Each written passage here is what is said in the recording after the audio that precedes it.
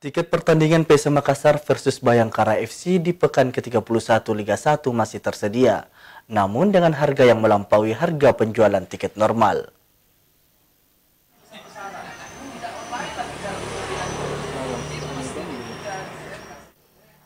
Tingginya animo masyarakat yang ingin menyaksikan laga PSM melawan Bayangkara FC dimanfaatkan oleh para calo untuk meraup untung lebih dengan menjual tiket 2 kali lipat dari harga resminya.